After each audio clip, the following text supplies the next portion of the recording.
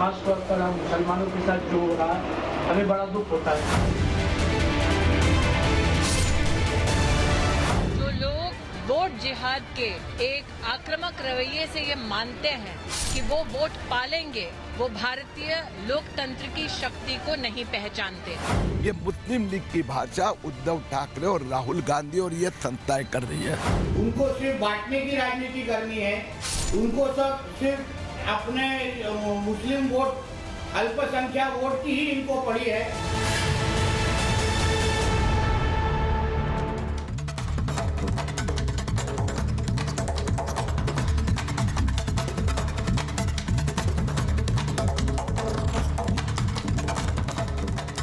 नमस्कार, आपके साथ मैं हूं सुचारदा कुकरेती। आप देख रहे हैं अपना फेवरेट शो महाभारत, और महाभारत में आज बात होगी महाराष्ट्र के रण की। आज महाभारत में बात होगी महाराष्ट्र में नरेंद्र मोदी कैसे सियासी प्रचार में उतर गए। आज नरेंद्र मोदी महाराष्ट्र में थे तो गृह मंत्री अमित शाह भी प्रचार के लिए आज महाराष्ट्र पहुंचे थे। योगी आदित्यनाथ लगातार महाराष्ट्र में स्टार प्रचारक बने हुए हैं। आज प्रधानमंत्री ने महाराष्ट्र में पहुंचकर कहा कि महाविकास अघाड़ी वो गाड़ी है जिसमें ना ड्राइवर है ना पहिया है, और इसके तो ड्राइवर के लिए ही खूब लड़ाई हो रही है, कौन ड्राइवर बनेगा। प्रधानमंत्री ने आज फिर कहा एक है तो सेफ है। आज इस बयान के मायने क्या है ये भी समझ रहे हैं। महाराष्ट्र के चुनाव में आज महाभारत में पूछ रही हूं, इस बार क्या बटेंगे तो कटेंगे वर्सेस वोट जिहाद होगा? क्या मोदी योगी के विरोध में एक नया प्लान बन रहा है? जिस तरह के बयान महाराष्ट्र की सियासत से आ रहे हैं उससे साफ है कि महाराष्ट्र में इस बार जमकर वोटों का ध्रुवीकरण होगा। उत्तर प्रदेश के मुख्यमंत्री योगी आदित्यनाथ ने अपनी सभाओं में कहा कि एक रहेंगे तो नेक रहेंगे, बटेंगे तो कटेंगे। इस बार विपक्ष क्या बांटने वाला इसे प्लान बताता रहा, लेकिन बाकी प्लान्स पर चुप है। महाविकास अघाड़ी के पक्ष में मुस्लिम वोट एकजुट करने के लिए जो सभाएं हो रही हैं उन पर विपक्ष चुप है। बटेंगे तो कटेंगे को ध्रुवीकरण वाली बात बताता है।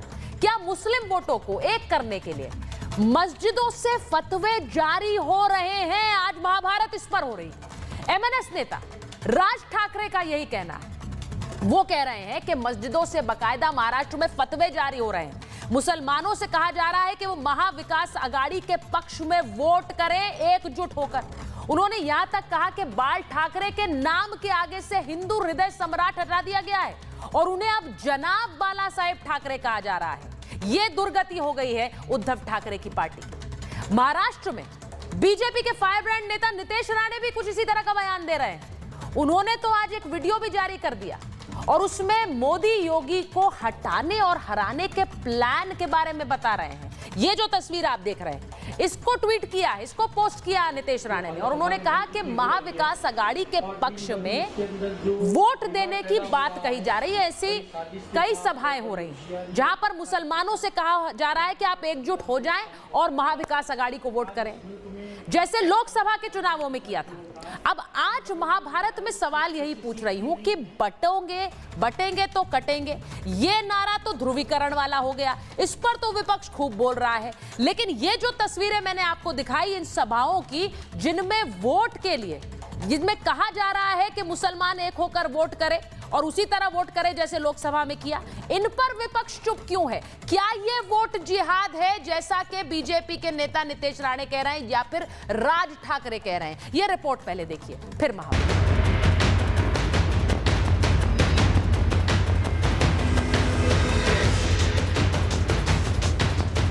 क्या एमबीए की गाड़ी में ड्राइवर सीट के लिए झगड़ा हो रहा है? ड्राइवर की सीट पर बैठने के लिए भी झगड़ा हो रहा है। क्या एमबीए की गाड़ी बिन पहिए और ब्रेक की चल रही है? महाअघाड़ी की गाड़ी में वैसे भी ना पहिए हैं ना ब्रेक है। क्या इसलिए चुनाव में मोदी विरोधी सेटिंग हो रही है? मोदी को हराने के लिए वोट के नाम पर फतवा निकाला जा रहा है। चुनाव में वोट जिहाद की एंट्री हो गई है। महाराष्ट्र में चुनाव होने वाले, मगर उससे पहले ही धार्मिक महफिलें जम रही हैं। धर्म विशेष के नाम पर वोटों की अलग अलग दुकानें खोल दी गई हैं। वोटिंग से पहले मोदी विरोधियों को हारने का डर इस कदर सता रहा है कि विपक्षी नेता मौलानाओं से वोट की अपील कर रहे हैं, उनसे फतवा निकलवा रहे हैं। मैं समझता हूँ ये कोई लड़ाई सिर्फ किसी सीट की नहीं है, ये संविधान की हिफाजत की लड़ाई है। लेकिन पिछले 10 सालों से जो हालत हमारे मुल्क की हो रही है और दिन ब दिन उसके अंदर जो बिगाड़ पैदा हो रहा है, हमारा हर साथी आपकी शाना बशाना और आपकी कंधे के साथ कंधे मिलाकर खड़ा है, पूरी मेहनत करेंगे। मोदी को हराने के लिए अब मौलाना कंधे से कंधा मिलाकर विपक्षी नेताओं का साथ देने की बात कर रहे हैं। इसे लेकर सियासी पारा हाई हो गया है। सर्वधर्म समभाव हिंदुओं को वो गिनते नहीं है। कांग्रेस ये हिंदू विरोधी पार्टी है, ये मुस्लिम लीग की बी टीम है। जहाँ जहाँ कांग्रेस पार्टी है वहाँ वहाँ ना आप हिंदू का सम्मान पाएंगे, ना हिंदुइज्म का सम्मान पाएंगे, ना हिंदुस्तान का संरक्षण पाएंगे। आज इस प्रकार की गतिविधियों को कर कांग्रेस नित इंडी अलायंस ने मेरी इस बात को कहीं ना कहीं प्रमाणित कर दिया। नरेंद्र मोदी भाजपा को विरोध करो, वो कत्लेआम करेंगे। ये जो भाषा है ना, वो 1947 के पहले मोहम्मद अली जिन्ना की जो मुस्लिम लीग की भाषा थी, ये मुस्लिम लीग की भाषा उद्धव ठाकरे और राहुल गांधी और ये संस्थाएं कर रही है।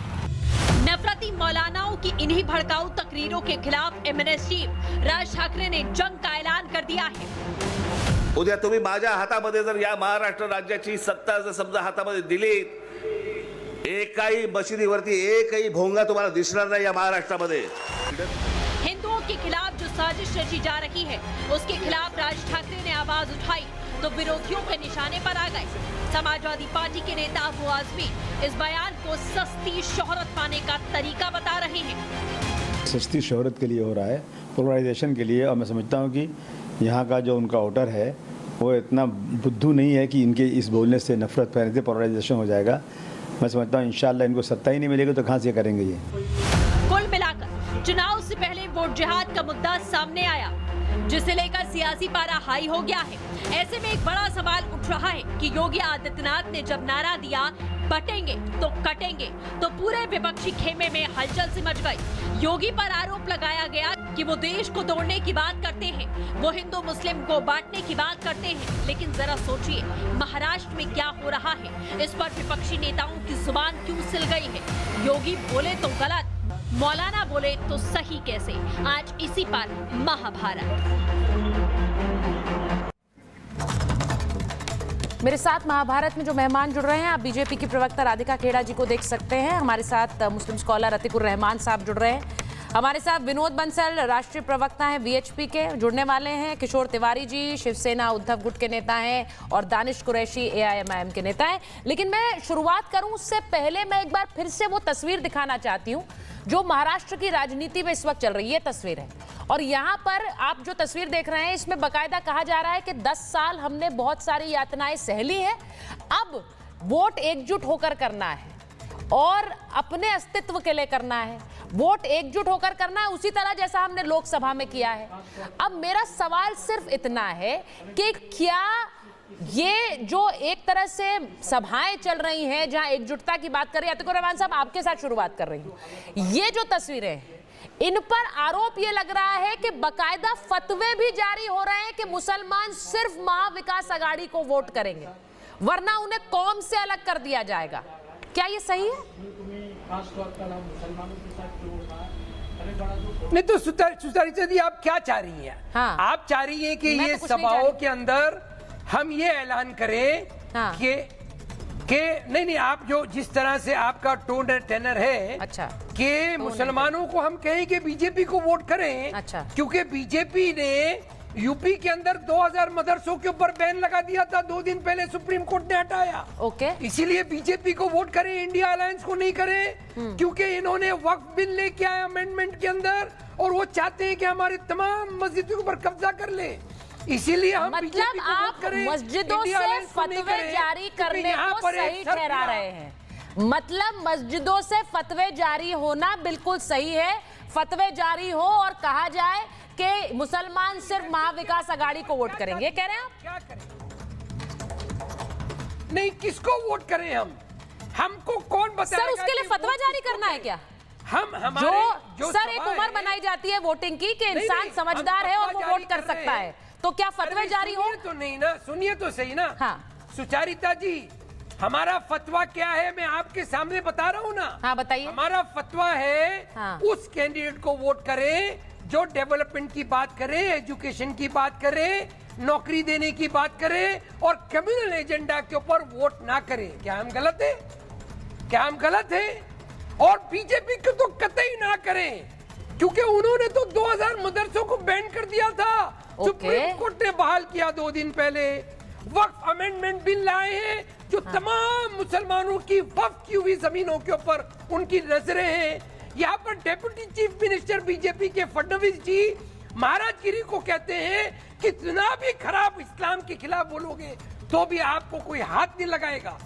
कैसे बीजेपी को वोट करने के हैं हम? सर मैं ये कह ही नहीं रही हूँ कि आप बीजेपी को वोट करने के लिए अपील करें, लेकिन मेरा सवाल आपसे तब जरूर बनेगा जब आप फतवे जारी करेंगे मस्जिदों से और कहेंगे कि भाई वोट तो महाविकास आघाड़ी को जाना चाहिए। फिर किस मुंह से राधिका जी, फिर किस मुंह से बटेंगे तो कटेंगे गलत है? फिर किस मुंह से गलत है? और मुझे हैरानी है कि बटेंगे तो कटेंगे को गलत बताने वाले बहुत सारे नेता हैं। यहाँ किशोर तिवारी जी भी जुड़ गए हैं, दानिश साहब भी जुड़ गए, राधिका जी उसको तो बहुत लोग गलत बता रहे हैं, लेकिन जब फतवे जारी होते हैं उसके खिलाफ कोई मुंह नहीं खोल रहा, उसे कोई गलत नहीं बता रहा। अच्छा सुचित्रा जी, अगर बोल देंगे बटेंगे तो कटेंगे तो तकलीफ हो जाती है, यही अगर ये अंग्रेजी वाले लोग बोल देंगे united we stand divided we fall तो सही हो जाएगा।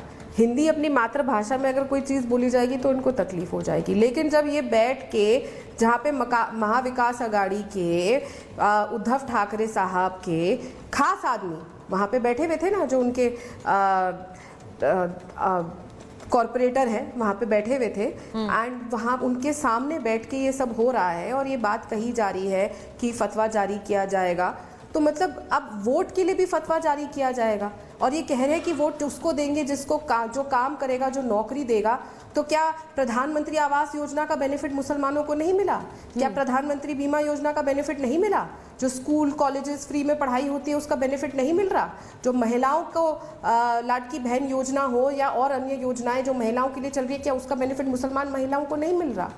तो ये तो बहुत गलत बात है ना कहना कि, और इस हिसाब से अगर जैसा कह रहे थे आतिकुर रहमान साहब कि जो काम करे, जो डेवलपमेंट करे उनको देना, तो इस हिसाब से तो मुसलमान की सारी वोट भारतीय जनता पार्टी को जानी चाहिए, साफ तौर पे है। फिर ये क्यों कह रहे हैं कि बीजेपी को वोट मत दीजिए? एक तरफ आप खुद कह रहे हैं जो डेवलपमेंट करेगा, जो सब चीजें देगा उसको वोट दी जानी चाहिए, और फिर कह रहे हैं बीजेपी को वोट ना दे। भाई जहां तक मैं जाती हूँ कांग्रेस में हिमाचल की सरकार तो टॉयलेट सीट तक पे टैक्स मानने की उतारू हो गई।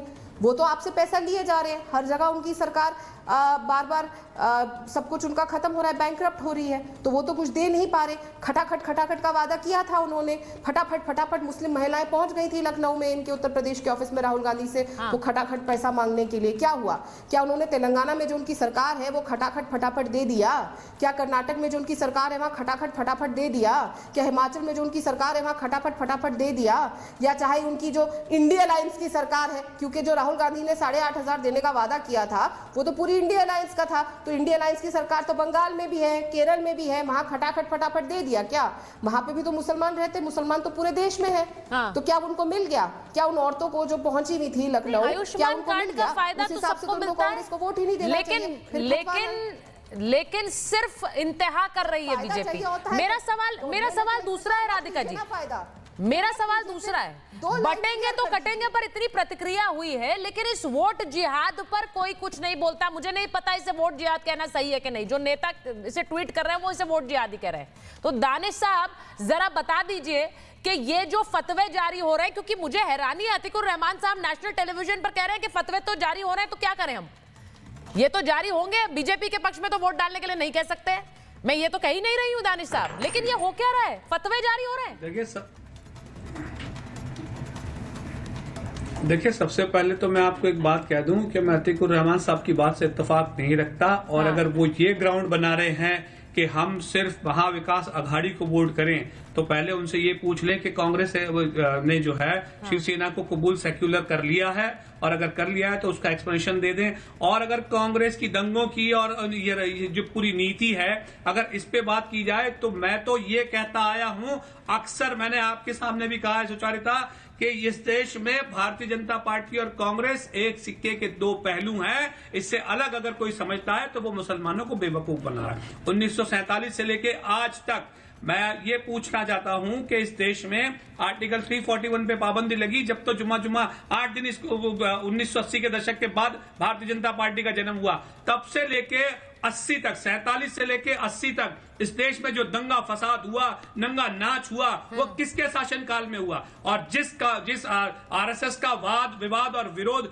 हमेशा से कांग्रेस या राहुल गांधी या प्रियंका गांधी या सोनिया गांधी करती आई हैं, उनसे कभी ये पूछ लीजिए कि आपके शासनकाल के अंदर में उस पर क्यों मामला नहीं बनता, आज तक रजिस्ट्रेशन नहीं है। मैं पहले भी कह चुका हूं, फिर कह रहा हूं। तो ये सिर्फ बातें करते हैं, लेकिन अल्टीमेटली ये तमाम लोग मिले हैं। बाबरी मस्जिद की बात की जाए तो देश का प्रधानमंत्री कांग्रेस का था, वो सो रहा था, और दूसरी तरफ भारतीय जनता पार्टी के नेता जो थे वो ढहा रहे थे। तो क्या दुनिया ने देखा नहीं है? क्या दुनिया देख नहीं रही? हम यही आपसे कह रहे हैं कि ये जो बेवकूफ बनाने की बात है वो गलत है। और मुझे लगता है कि जिस तरह से फतवे की बात है, फतवा तो एक्चुअली में क्या कॉन्सेप्ट लेकर आए हैं मुझे तो बहुत डिटेल में नहीं पता कि हमारे जो को पैनलिस्ट साथी हैं, भाई हमारे बड़े क्या लेकर के आए हैं। लेकिन मैं इतना तो जरूर जानता हूं कि इस देश में दलित और मुसलमान और आदिवासियों को पिछड़ा रखने में सबसे ज्यादा अगर कोई कारगर है तो ये आपकी इंडियन नेशनल कांग्रेस है, ये महाविकास आघाड़ी के बाकी के तमाम लोग हैं। ठीक है, अभी 2-3 दिन कुरैशी साहब कह रहे थे, आप ठीक कह रहे हैं। 10 सेकंड हाँ बोलिए, ठीक है, बोलिए, कंप्लीट करिए। अभी अकबरुद्दीन ओवैसी साहब आए थे, उन पे एफआईआर कर दिया वहां के उसने। आप देखिए क्या कहा था उन्होंने, मराठा वार्ड के 50,000 करोड़ की मांग की उन्होंने बात की, तो क्या ये गलत? और मराठा वार्ड में क्या अकेले 15 मिनट तो कहा था, मुसलमान नहीं है? 15 मिनट वाली बात भी तो कही थी, लेकिन वो बात नहीं आएगी। बात ये है 15 मिनट की भी तो याद दिलाई थी। वो 15 मिनट की याद दिलाने के मायने क्या है दानिश साहब, वो क्या लोग नहीं समझते हैं? 15 मिनट में क्या कर देंगे वो वाले भाषण तो लोगों को आज भी याद है। यही याद दिला रहे थे ना, वो यही याद दिला रहे थे, और उसके जरिए क्या कहना चाह रहे थे? भाजपा अपनी तरीके से नहीं, तो ये तो कहना बेकार की बात है कि उन्होंने जो संदेश देने की कोशिश की उस भाषण के जरिए, वो क्या लोगों को समझ नहीं आया कि 15 मिनट ये मेरे पीछा नहीं छोड़ता है और 15 मिनट की गूंज हमेशा रहती है? ये वाली बात इसीलिए कही गई है महाराष्ट्र में जाकर, क्योंकि इस बार आप लोग 16 सीटों पर लड़ रहे हैं। आपको लगता है कि मुसलमान एकजुट होकर आपके साथ आएगा तभी आप वो सीटें जीतेंगे, वरना कैसे जीत सकते हैं? और वही एकजुटता महाविकास आघाड़ी करना चाह रही है, तो आप तो उनको अटैक करेंगे, क्योंकि वोट अगर वहां जाएगा तो आपके पास नहीं जाएगा। किशोर जी के पास एक बार चली जाती हूँ। किशोर जी, एक बार किशोर जी से पूछ लेती हूँ। किशोर जी, राज ठाकरे का कहना है कि उद्धव ठाकरे ने तो बाला साहेब ठाकरे के नाम के आगे से हिंदू हृदय सम्राट हटा दिया, अब वो जनाब बाला साहेब ठाकरे हो गए, और ये सब इसी मुस्लिम वोट के लिए हो रहा है, इसी मुस्लिम वोट के लिए जिनसे अपील की जा रही है, फतवे जारी हो रहे हैं कि आइए महाविकास आघाड़ी को वोट करिए। हाँ, ये देखो, ये जो ओवैसी की पार्टी हो, राज ठाकरे की पार्टी हो, ये बीजेपी की बी टीम पार्टी है। ये नोटा से कम वोट लेती है, ये नोटा से कम वोट लेती है। और मैं एक बताता हूँ, महाराष्ट्र में मैं बड़ा पैदा हुआ, और महाराष्ट्र ऐसी भूमि है यहाँ ध्यानेश्वर, एकनाथ, शाहू, फुले, बाबा साहब आम्बेडकर की भूमि है। यहाँ कभी कटेंगे बटेंगे हुआ ही नहीं है। और अभी अजीत पवार जी ने आज कहा है कि ये विचार हमारे यहाँ चलता ही नहीं। हाँ, वो एनडीए के बड़े मेंबर है और वो कह रहे हैं कि इस पे वोट बट नहीं, लेकिन कमाल है, उद्धव ठाकरे का बच्चा जो बीजेपी के साथ था तो कोई मुसलमान वोट देते नहीं थे, 2.5 साल काम किया, आज वो मुसलमानों के दिल का ताइज बन गया। मैं अभी बता रहा हूँ, देखो सुचिता जी, 2.5 साल काम किया तो मुसलमान आपको वोट दे रहा है, आप ये कह रहे हैं? अरे वाह, किशोर जी एक सेकंड, ये इंटरेस्टिंग बात है। 2.5 साल आपने काम किया है, इसीलिए मुसलमान आपको वोट दे रहा है। यानी इससे पहले जहां आप सत्ता में रहे आपने काम ही नहीं किया। पूरा तो बोलने मतलब मैं ये मानूं आपने काम ही नहीं किया।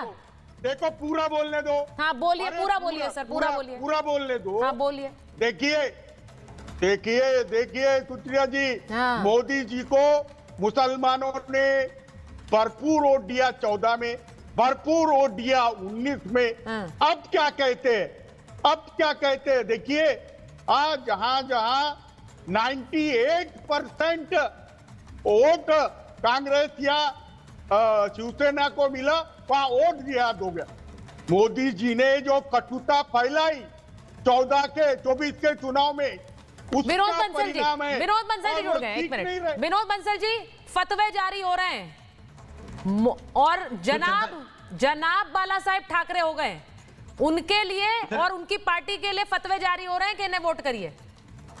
सुचरिता जी, जिनका नाम किशोर है, आज उन्होंने पहली बार बड़ी मैच्योर बात करी है और मुझे बड़ी खुशी है कि इन्होंने ये बात कही कि अब तक जो 2.5 साल किए वो सारे के सारे मुसलमानों को समर्पित कर दिए। और ये उन मुसलमानों की वजह से ही ये जो है ना आज मुसलमान उनका जो वोट बैंक वो बढ़ा है, ये भी उन्होंने कह दिया। बड़ी अच्छी बात है। कम से कम बाला साहब ठाकरे जहां भी होंगे वो इनको उनके प्रति कृतज्ञता व्यक्त कर रहे होंगे कि हाँ, मैंने जो औलाद पैदा की थी वो शायद इसीलिए की थी। क्या मुझे लगता है कि किशोर जी आपने बड़ा सही रहस्योद्घाटन किया एक नेशनल टीवी चैनल पर। वास्तव में मुझे पता है कि आपकी पार्टी के दौरान ही, आपके जो शासन के दौरान ही, जब उसको रजा अकादमी को वो मौतों का ठेका दिया था, अपने हिंदुओं के शवों को ठिकाने लगाने का ठेका वो जो दिया था, वो कांग्रेस और आपकी ही पार्टी की सरकार थी। और मुझे लगता है देखिए जो 2.5 साल में आपने काम किया, वास्तव में वो तो हिंदुओं को तो कहीं इधर उधर रास ही नहीं आया। आपने टीपू सुल्तान के नाम से पार्क का अनावरण करवाने की कोशिश करी, आपने जो है वो औरंगजेब की मजार पर जो है ना वो फूल चढ़वाने का काम किया, आपने जो है मीरा रोड पर 2-3 दंगे करवा दिए। आपने देखा कि जितने भी इस्लामिक जिहादी तंजीमें हैं उनको बढ़ा चढ़ा करके, और आप देखिए कि वहाँ जो बहुत बड़ा जलसा जो आप कराने वाले थे, वो जो कोविड काल के दौरान, वो तो विश्व हिंदू परिषद को धन्यवाद जाता है, वहाँ की लोकल टीम को, जिनके संघर्ष के कारण वो रोकना पड़ा। अन्यथा तो देश भर के अंदर जाने क्या स्थिति पैदा होती है। लेकिन देखिए अब ये वोट जिहाद है सुचरिता जी, इस वोट जिहाद से इनको बाहर आना पड़ेगा। नहीं, वो कह रहे हैं हमने तो 2.5 साल काम किया इसीलिए मुसलमान हमें वोट दे रहा है, इसका वोट जिहाद से कोई लेना देना नहीं है, वो तो ये कह रहे हैं। सुचरिता जी, ये सामने नजर आ रहा है कि 160 जो है मुस्लिम और मुसलमान एनजीओ, वो इन सारे पूरे गैंग के लिए काम कर रहे हैं। और आप देखिए कि वो जो 160 एनजीओ है, मैं तो भारत सरकार से कहूंगा उनके फंडिंग की और उनकी जांच कराई जाए कि आखिरकार वो कहां से फंडिंग प्राप्त कर रहे हैं और कैसे हमारे पॉलिटिकल सिस्टम पर कब्जा जमाने की कोशिश कर रहे हैं। इन सारे 160 जो एनजीओ हैं उनके विरुद्ध कठोरतम कार्रवाई सुनिश्चित की जाए। एक बात, दूसरी बात यह कि जो इस्लामिक जिहादी तंजीमें हैं, जो मुस्लिम ऑर्गेनाइजेशन है, जो सीधा राजनीति में हस्तक्षेप करके। अरे किशोर जी आ रही हूँ आपके पास। किशोर जी देखिए, ये बड़ी ये जो आरोप लगाया गया है, और इस पर एक नेता नहीं, दो नेता बोल रहे हैं। एक तरफ राज ठाकरे ने कहा, एक तरफ नीतीश राणे ने कहा। हमारे साथ नीतीश राणे जुड़ रहे हैं, बीजेपी के विधायक भी हैं और एक बार फिर से चुनाव लड़ रहे हैं। मैं एक बार नीतीश राणे के पास सीधे जा रही हूँ। नीतीश जी, बहुत बहुत धन्यवाद रिपब्लिक भारत पे जुड़ने के लिए। मैं आपसे पूछ रही हूं, आप ये आरोप लगा रहे हैं कि वहां पर बाकायदा सभाएं हो रही हैं, कहा जा रहा है कि महाविकास आघाड़ी को मुसलमान एकजुट होकर वोट करें। आपने एक वीडियो भी डाला है। ये वाकई क्या फतवे जारी हो रहे हैं? क्योंकि यहां पर अभी शो में महाभारत में इसे खारिज भी कर रहे हैं कुछ लोग, कैसा है नहीं। अनम्यूट कर लीजिए नीतीश जी, अनम्यूट।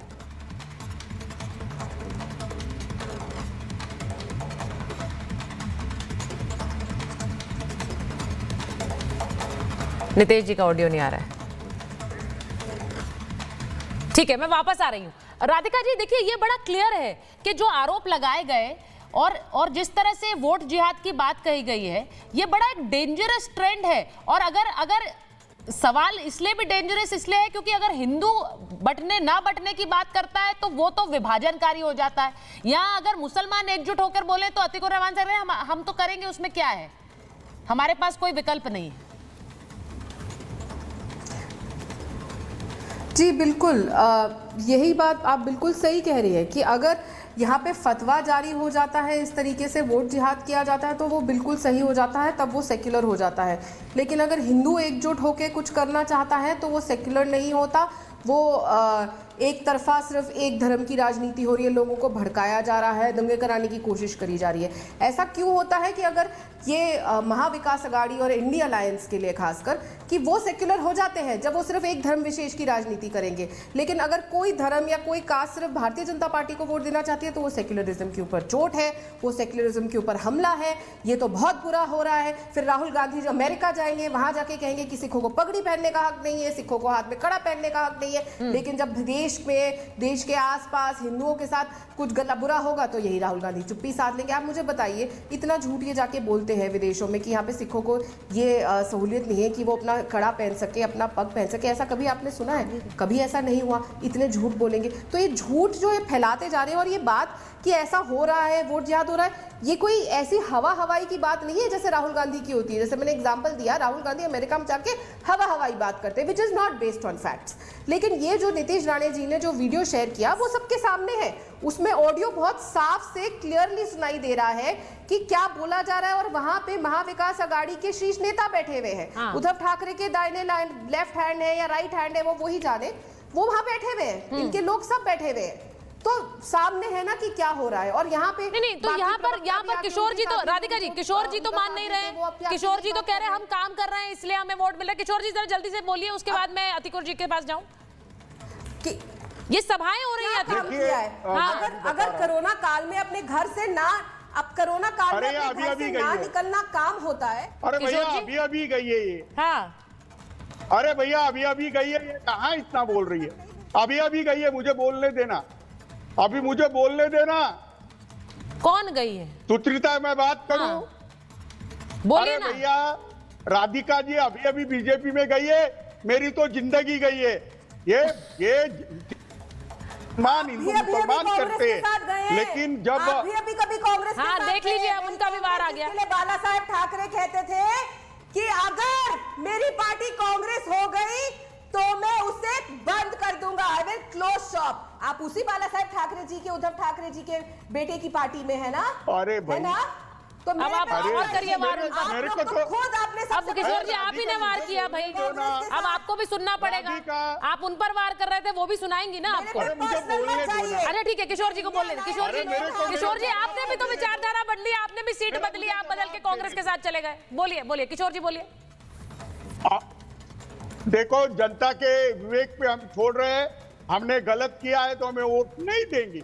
लेकिन राधिका जी, तुम तो अभी गए हैं बीजेपी में, लौट ना जाओ, बुरे दिन आ गए उनके। वोट नहीं देने वाले, ना तो हिंदू देने वाले, ना तो मुसलमान। ठीक है, मैं एक बार नितेश राणे जी के पास जा रही हूँ, आ रही हूँ आपके पास वापस। किशोर जी, नितेश राणे जुड़ गए हमारे साथ, मैं उम्मीद कर रही हूँ इस बार उनको ऑडियो आ रहा है। नितेश जी, सीधा सवाल है आपसे, वाकई क्या वोट जिहाद हो रहा है? ये फतवे जारी हो रहे हैं, कहा जा रहा है कि महाविकास अघाड़ी के पक्ष में वोट डालिए मुसलमानों से।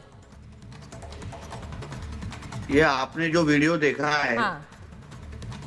वहां सरल सीधा दिख रहा है कि ये लोग, उनको हिंदुओं की वोट की गरज क्यों, जरूरत अभी बची नहीं है। इनके 3 कैंडिडेट वो वीडियो में आप जो आपको दिख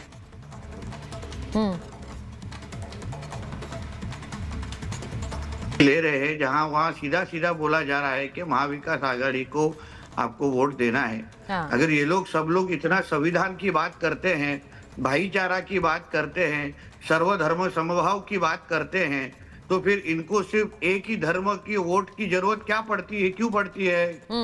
फिर इन लोग सर्वधर्म समभाव के हिसाब से सभी धर्मों को साथ में लेके आने की बात क्यों नहीं करते? एक तरफ राहुल गांधी जी हाथ में संविधान पकड़ेंगे और दूसरी तरफ उनके ही पार्टी के या उनके ही सब अलायंस के लोग यहाँ बैठ के इस तरीके से फतवा पढ़ाने लगाएंगे, तो फिर इनको मतलब हिंदुओं की वोट की जरूरत ही नहीं है। मतलब महाराष्ट्र के हिंदू इनको वोट ना करे, सिर्फ इनको मुस्लिम समाज की ही वोट चाहिए। इससे सीधा स्पष्ट हो जाता है। लेटर आ रहे हैं कांग्रेस पार्टी को, क्या आप वक्फ का विरोध करने वालों को साथ देंगे क्या? ये अलग अलग चीजें बताई जा रही है। तो मतलब महाराष्ट्र में क्या सिर्फ मुसलमान ही रहते, हिंदू रहते नहीं है? हिंदुओं की वोट की इनको जरूरत नहीं है? तो फिर हिंदू समाज भी ये महाविकास आघाड़ी वालों को तो 20 नवंबर को महाराष्ट्र का हिंदू समाज जरूर जवाब देगा।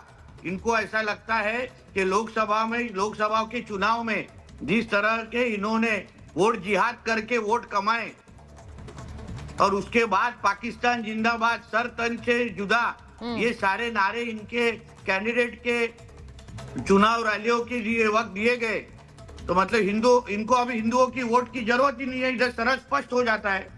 पर नितेश जी, उनका कहना है कि आप लोग भी कह रहे हैं बटेंगे तो कटेंगे। उनका कहना है कि आप भी तो हिंदुओं को एकजुट करने में लगे हुए हैं, तो वो भी मुसलमानों को एकजुट कर रहे हैं। क्योंकि सीधा स्पष्ट लोकसभा के चुनाव के वक्त वोट जिहाद में के माध्यम से इन्होंने सिर्फ हमको मुसलमान समाज के ही वोट चाहिए, हमको हिंदुओं की जरूरत नहीं है।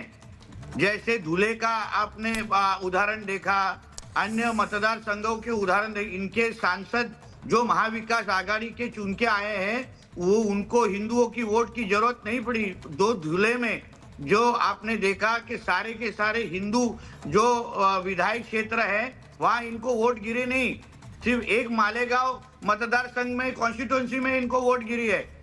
तो मतलब इनको अभी हिंदुओं की वोट की जरूरत ही नहीं है, ये इन्होंने स्पष्ट कर दिया है। इसलिए फिर हम अभी हिंदू समाज के तरफ हिंदू समाज को हम लोग बता रहे, अगर इनको आपके वोट की जरूरत ही नहीं है तो आप भी बटो मत और एक साथ रह के ये महाविकास आघाड़ी वालों को जवाब दे दो।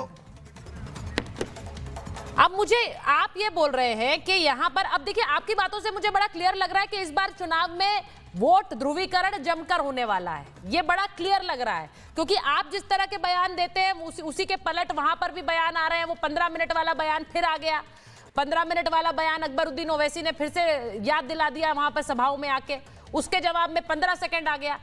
आप कहते हैं कि लाउड स्पीकर हट जाएंगे, तारीख तो आने दो 20 तारीख, उसके बाद लाउड स्पीकर हटने शुरू हो जाएंगे सारे मस्जिदों से। सही बात है, क्योंकि लाउड स्पीकर का काउंटडाउन ये 23 नवंबर के बाद शुरू हो जाएगा और उसके बाद लैंड जिहाद, जहां जहां इन लोग ने हरी चादर रख के, यहाँ उन लोग ने लैंड जिहाद जो महाराष्ट्र में कर रहे हैं, वहाँ कहीं भी जही चाहिए वहाँ मदार खड़ा कर देते हैं, कहीं भी हाईवे के बीच में मदार खड़ा कर देंगे, वहाँ मंदिरों के बाद हरी चादर लगा देंगे। हमारे शिवाजी महाराज जी के किलों के ऊपर ये लोग हरी चादर लगा के वहाँ मदार और मस्जिद खड़ा कर देते हैं। ये सारे के सारे सिर्फ लाउड स्पीकर नहीं हटेंगे, मगर ये सारे जो इलीगल मदार है जहाँ जहाँ ये लोग हरी चादर लगाते हैं, ये सारा साफ होना चालू हो जाएगा 23 नवंबर के बाद। नहीं तो कई लोग तो कहेंगे कि आपके बयान मुस्लिम समाज को धमकाने वाले बयान है, आप खुलकर धमकी दे रहे हैं हमारी सरकार आने दो तो हम हटा देंगे। खिलाफ है।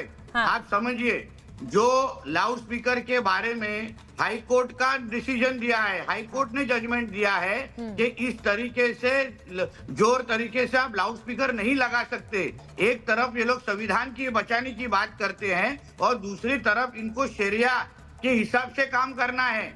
उसी तरह लैंड जिहाद जो इलीगल मदार है, जो इलीगल मस्जिद है, इलीगल लाउड स्पीकर है, जो इलीगल है, जो संविधान में उसको कोई उसको जगह नहीं देता, उसको हम लोग निकालने की बात कर रहे हैं। जो संविधान के दायरे में रख के बात करेगा, हम लोग को उससे कोई ऐतराज नहीं है। मगर ये देश में अगर आपको रहना है तो आपको संविधान, डॉक्टर बाबा साहब अम्बेडकर का संविधान मानना ही पड़ेगा। आपका ये अब्बा का पाकिस्तान नहीं है, जहाँ चाहिए उधर लाउड स्पीकर लगा दो, जहाँ चाहिए उधर हरी चद्दर चढ़ा दो। ये क्या इन लोग के अब्बा का पाकिस्तान नहीं है? ये हमारा हिंदू राष्ट्र है और हमारे हिंदू राष्ट्र में हम कोई भी गलत काम इनको करने देंगे नहीं। तो आप तो देखिए नितेश राणे जी आप खुलकर कह रहे हैं हिंदू राष्ट्र है, तो बहुत से लोगों को खासकर मुसलमानों को इस बात से दिक्कत होगी ना, आप हिंदू राष्ट्र कह रहे हैं इसे खुलकर। तो हम लोग पाकिस्तान में रह के हिंदू राष्ट्र नहीं बुला रहे। जिस देश में 90% हिंदू रहते हैं उसको हम हिंदू राष्ट्र ही बुलाएंगे। जो पाकिस्तान में ज्यादा वहाँ इस्लाम मानने वाले लोग रहते हैं उसको इस्लामिक राष्ट्र बुलाते हैं, जिस देश में ज्यादा कैथलिक रहते हैं उसको कैथलिक राष्ट्र बुलाते हैं। इसलिए अगर हमारे देश में 90% लोग अगर हम हिंदू रहते हम उनको हिंदू राष्ट्र ही बुलाएंगे। जितने जल्दी ये इस चीज को मानेंगे इनके लिए अच्छा है। देखिए जो पूरा डिस्कोर्स है ना इस महाराष्ट्र के चुनाव का, वो ऐसा लग रहा है पूरा हिंदू मुसलमान हो गया है। आप भी बोल रहे हैं, वहां पर ओवैसी, अकबरुद्दीन ओवैसी भी आकर बोल रहे हैं, असदुद्दीन ओवैसी भी बोल रहे हैं, उनके भी आ गए। इससे पहले भी कई बयान ऐसे आए। आपको लग रहा है कि अब ये विकास पर बात होगी या सिर्फ हिंदू मुस्लिम पर वोट पड़ेगा इस बार चुनाव में? देखिए, शुरुआत इन्होंने की लोकसभा के माध्यम से। इन्होंने यहाँ हिंदू मुसलमान का तुष्टीकरण की राजनीति शुरू की है। इनको यहाँ सब तरीके से जो हिंदुओं का भी हक मारना है, लव जिहाद, लैंड जिहाद के माध्यम से हिंदुओं के खिलाफ षड्यंत्र रचना है। हमारे त्योहार हमको सेलिब्रेट करने देना नहीं है। अगर शुरुआत इन्होंने की है तो अंत हम लोग करेंगे। आखिर में ये हमारा देश है, ये हिंदुओं का देश है। यहाँ 90% लोग हिंदू रहते हैं। तो अगर इनको हमारे साथ रहना है, जो राष्ट्रभक्त मुसलमान है वो जिस तरीके से देश में रहता है वो रह ले, मगर जिहादी के जो गजवाए हिंद ये लोग करना चाहते हैं हमारे देश में, वो उसको हम लोग चलने देंगे नहीं। देखिए नितेश राणे जी, आपके आने से पहले मैं यहाँ पर अतिकुर रहमान साहब से बात कर रही थी, इस्लामिक स्कॉलर है, और वो कह रहे हैं कि बीजेपी ने हमें कारण ही नहीं दिया कि हम बीजेपी के लिए कोई फतवा जारी करें कि इन्हें वोट दो या इन्हें बोले भी कि वोट दो। तो इसीलिए हम तो एकजुट होंगे ही ना, क्योंकि हमारे खिलाफ एक मुहिम चल रही है। मतलब हमारे मोदी जी ने सबका साथ सबका विकास इस तरीके से बहुत इन लोग के लिए योजनाएं लेके आए। यहाँ मतलब एक तरफ मोदी जी के सारे योजनाओं का फायदा लेना है। पीएम किसान से लेके उज्ज्वला गैस से लेके इनके घर में चलने वाले गैस मोदी जी के माध्यम से है। इनको सब स्कीम के माध्यम से इनको फायदा लेना है, मगर वोट मोदी जी को देना नहीं है। इससे अच्छा अगर इनको मोदी जी पसंद नहीं है, मोदी जी का की गवर्नमेंट पसंद नहीं है, मोदी जी के खिलाफ इनको वोट लेना, तो फिर ये योजनाओं का लाभ क्यों लेते हैं, गवर्नमेंट स्कीम का लाभ क्यों लेते हैं? इनके हर एक के घर में 3-3, 4-4, 5-5 लोग लाभ लेने वाले होते हैं और फिर वोट करने वक्त मोदी जी के खिलाफ बोलते हैं। तो फिर अगर आपको इतना ऐतराज है तो मोदी जी के भी स्कीम के पैसे उनको मना कर दो ना, अगर इतनी हिम्मत है तो। सर सरकार, देखिए नितेश राणे जी, मैं एक सवाल पूछूंगी, सरकार जिसकी भी होगी वो धर्म देखकर या फिर ये देखकर तो काम नहीं करेगी कि कौन मुझे वोट दे रहा है। वही बोल रहा हूँ। हाँ वही, मगर ये लोग धर्म देख के वोट करते हैं। अगर आपके लिए हमारे मोदी जी ने सबके साथ सबके विकास के माध्यम से आपको इतनी सारी योजनाओं का लाभ अगर आपके हर एक के घर में शुरू है, तो फिर आपको जिस जो गवर्नमेंट से आप लाभ ले रहे हो उस गवर्नमेंट को भी आप वोट करना चाहिए ना। मतलब लाभ आपको मोदी जी के चाहिए, घर में आपको गैस मोदी जी का चाहिए, आपको शौचालय मोदी जी बना के दे, आपको पीएम किसान के माध्यम से आपको पैसा मोदी जी दे, मगर वोट आप मोदी जी को देंगे नहीं। ये गलत बात है, इसके ऊपर हमको ऐतराज है। आपको पर्सनली व्यक्तिगत रूप से भी धमकियां मिल रही हैं? एमआईएम के नेता तो आपको न जाने क्या क्या बयान देकर कह रहे हैं, बुला रहे हैं। ऐसे चिल्लर नेता है ना हमारे महाराष्ट्र में, हम लोग उनको गिनते नहीं। इनको मच्छर जैसे हम लोग बाजू में मार सकते हैं, इनको ज्यादा हम लोग कीमत देते नहीं है। अच्छा, कीमत ही नहीं देते आप उन्हें, वैल्यू ही नहीं करते उन्हें। कीमत क्यों दे? ये कौन है? इनको यहाँ आके इतनी बड़ी बड़ी बातें इन लोग करेंगे, कभी सामने आएंगे तो लोग खड़े भी नहीं रहते। अच्छा नितेश जी, अगर आप कहें, कौन इज्जत देगा इतना? हाँ नितेश जी, मैं क्योंकि उद्धव ठाकरे को लेकर इस चुनाव में बहुत बातें कही गई। राज ठाकरे ने कहा हिंदू हृदय सम्राट को जनाब बना दिया, यानी बाला साहेब ठाकरे को। उन्होंने कहा कि सोचिए कि क्या सोच रहे होंगे उनसे जुड़े हुए लोग और उनके जो समर्थक हैं। मैं एक बार जरा पूछना चाह रही हूँ, क्या, क्योंकि यहाँ पर अतिकुर रहमान साहब है, अतिकुर रहमान साहब, नितेश राणे खुलकर कह रहे हैं, वो खुलकर कह रहे हैं कि जब लाभ लेने की बात होती है तब कोई नहीं सोचता, सारे लाभ मिल रहे हैं, लेकिन वोट जिहाद करके एक कम्युनिटी बकायदा कहती है इनका बहिष्कार करो, इन्हें वोट मत दो, बीजेपी को वोट मत दो, ये गलत है। आप उसे सही ठहरा रहे हैं?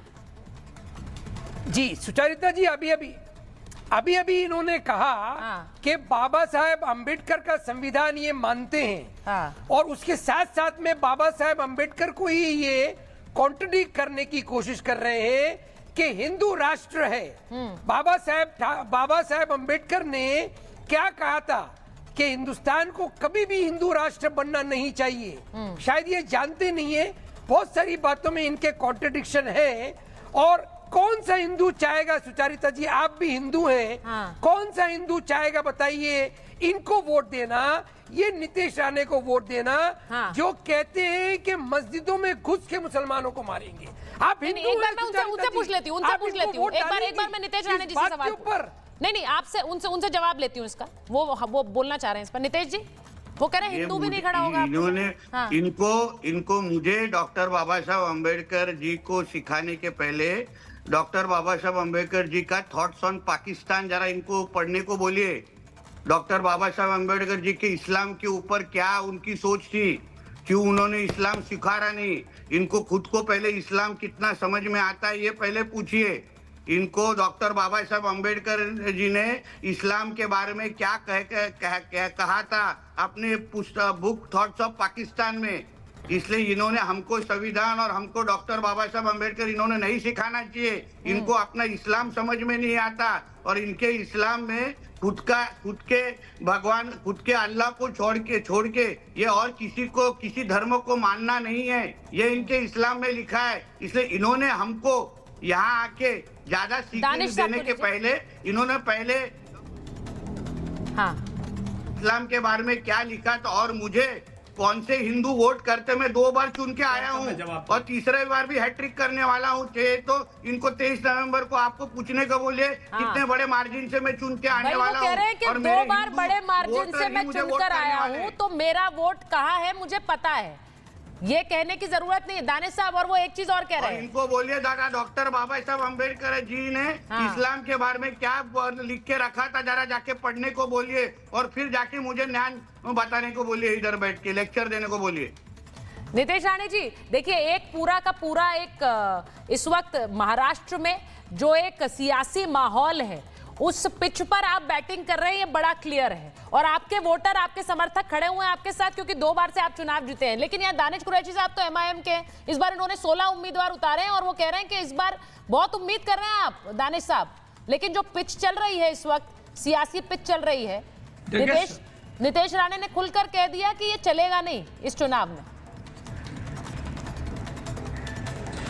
देखो, सबसे पहले तो नीतीश राणे को बोलो कौन सी मस्जिद में आने का उसका इरादा है, मैं खुद आऊंगा, मैं आऊंगा वहां पर आके मिलने। और रह गई बात, सुनिए, लोकतंत्र में हार और जीत की, तो अगर नीतीश राणे प्रधानमंत्री भी बन के आ जाएगा ना, तब भी अगर मस्जिद में आएगा तो अच्छे से कानून के दायरे में रहकर इलाज करके भेज देंगे हम उसको।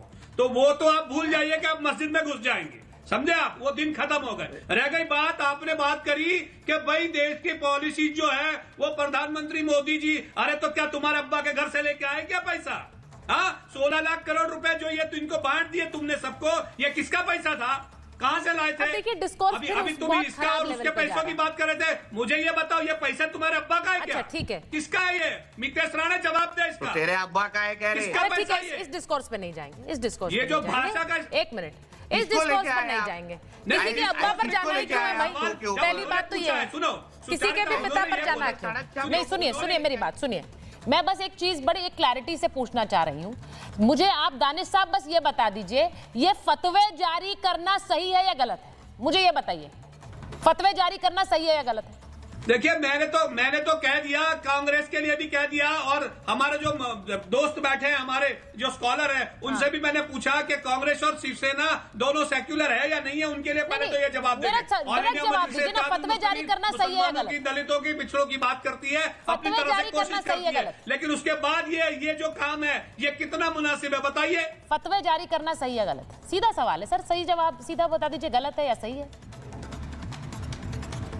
गलत है या सही? मुझसे पूछ रहे हैं? हाँ, आप ही से पूछ रही हूँ, और किससे? मुझसे पूछ रहे? हाँ जी आपसे। देखिए, मैं तो आपको एक बात कहता हूँ, हमारे सुनिए, हमारे फिर घुमा रहे हैं, सीधा जवाब है, सीधा सवाल। अब मैं नीतीश राणे जी से पूछूंगी, नीतीश राणे जी बटोगे तो कटोगे, सही है? फिर हम क्या करें, बैठ के इधर इनके माध्यम से फतवे जारी किए जा रहे हैं। कभी भी कोई भी हिंदू समाज में आपने कभी सुना है क्या मंदिरों में बुला बुला के किसी को पाया कि बाबा तुम इन्हीं को, हिंदू समाज के लोगों को ही वोट देंगे। यही तो हिंदू समाज की खासियत है, यही तो हमारी विशालता है। हम इनके जैसे सोच रखते नहीं हैं, इसलिए तो ये सालों साल हमारे बीच में रहे हैं और अभी तक इनको कुछ नहीं हुआ है। ये अच्छी तरह से रह चलते हैं। इसलिए तो मैं हमेशा कहता हूँ, एक हिंदू नहीं, एक मुसलमान हमेशा 1000 हिंदू में जिंदा रह सकता है, मगर एक हिंदू हमें 1000 मुसलमान में नहीं जिंदा रह सकता। ये तो इनकी जो गंदी मानसिकता है ना, वो आहिस्ता आहिस्ता अभी राजनीति तक पहुंच गई है। इनको हमारे देश को 2047 तक इस्लामिक राष्ट्र बनाना है और इसलिए इस तरीके की हरकतें इन्होंने इस माध्यम से शुरू हुई है। और हमारी बदनसीबी है कि पॉलिटिकल पार्टीज, कांग्रेस, ये यूबीटी और ये एनसीपी, शरद पवार गुट जैसे लोग इनके बातों में आ रहे हैं और हमारे ही राष्ट्र के खिलाफ इनसे हाथ मिला रहे, क्योंकि कल ये इनके भी होने वाले नहीं है। आज यूरोप में देखिए क्या हो रहा है, यूके में देखिए क्या हो रहा है। इनको सब सिर्फ इस्लामिक राष्ट्र बनाने के लिए ये सारी कोशिशें हैं और ये सारी पॉलिटिकल पार्टीज इनके सामने जो हाथ फैला रही है, इनको ये नहीं समझ रहा है ये सांप को दूध पिला रहे हैं और कल ये लोग हमें ही उनको ही डसने वाले हैं। मैं नितेश राणे जी आपसे कहूंगी कि इस तरह की भाषा से परहेज करिए, लेकिन आपने समय निकाला और बात रखी अपनी, क्योंकि बहुत सारी चर्चाएं आप बटोर रहे हैं महाराष्ट्र की सियासत में, इसीलिए जरूरी था कि आप आकर अपनी बात खुद रखें। बहुत बहुत धन्यवाद आपका जुड़ने के लिए महाभारत में, बहुत बहुत धन्यवाद। राधिका जी कोई मलाल नहीं है उन्हें, मैंने देखिए क्लियर पूछा है, बटेंगे तो कटेंगे बोल सकते हैं, उन्होंने कहा बोलेंगे। दानिश कुरैशी साहब से भी मैंने स्पष्ट पूछा, फतवा सही या गलत? जी इसमें देखिए, जब ये वहाँ पे बैठ के पूरी एमवीए इस बात को सही मान रही है, उनके सारे लीडर वहाँ बैठे हुए हैं और वो कह रहे हैं कि हाँ सही है, फतवा इशू होना चाहिए, तो हम कहाँ कह रहे? मैं तो शुरुआत में ही कह दिया था, बटेंगे तो कटेंगे, मैं गलत क्या है? United we stand, divided we fall, अगर मैं उसको इंग्लिश में कह दूंगी तो वो सही हो जाएगा। क्योंकि इंडिया अलायंस तो अंग्रेजी पार्टी है, उनको थोड़ी लेना देना है भारत की क्या भाषा है। और यहाँ पे जो बार बार कहा जा रहा है कि ये गलत है, ये गलत है, मुसलमान नहीं वोट देंगे, ये क्यों? क्या भारतीय जनता पार्टी और हमारी सरकार, क्या मोदी जी मुसलमानों के लिए उतना काम नहीं करते जितना हिंदुओं के लिए करते हैं? बिल्कुल बराबर करते हैं, हम तो कोई अलग करके नहीं देखते ना। और कभी क्या आपने कभी हिंदुओं को देखा है ये कहते हुए कि हम इस पार्टी को वोट नहीं देंगे, हम उस पार्टी को वोट नहीं देंगे? लेकिन अगर हिंदू अगर एकजुट होकर होना चाह रहा है और वोट देना चाह रहा है तो उसमें तकलीफ क्या है? देखिए, सारी तकलीफ वहां से शुरू हुई जब इन्होंने विभाजन करने की कोशिश करी, लेकिन नहीं कर पाए। जाट नॉन जाट का इशू हरियाणा में लेकर आए, वहां पे इन्होंने हिंदू मुसलमान, हिंदू और हिंदुओं के अंदर बांटने की कोशिश करी जातियों के नाम पर क्या हुआ? पूरा एजेंडा फेल हो गया और हरियाणा में इतिहास रचा गया। तीसरी बार, पहली बार ऐसा हुआ कि किसी पार्टी ने तीसरी बार सरकार बना दी, तो वहां पे ना हिंदू बटे ना हिंदू कटे।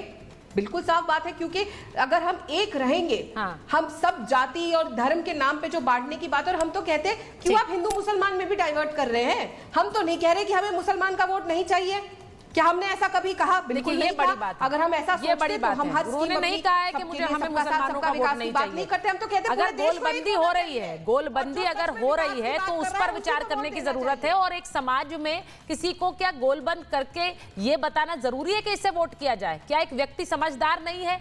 क्या वो सोच नहीं सकता है कि इस सियासत में उसके किसके साथ जाना है? फिर इस गोलबंदी के मतलब क्या है? बहुत बहुत धन्यवाद आप सबका महाभारत।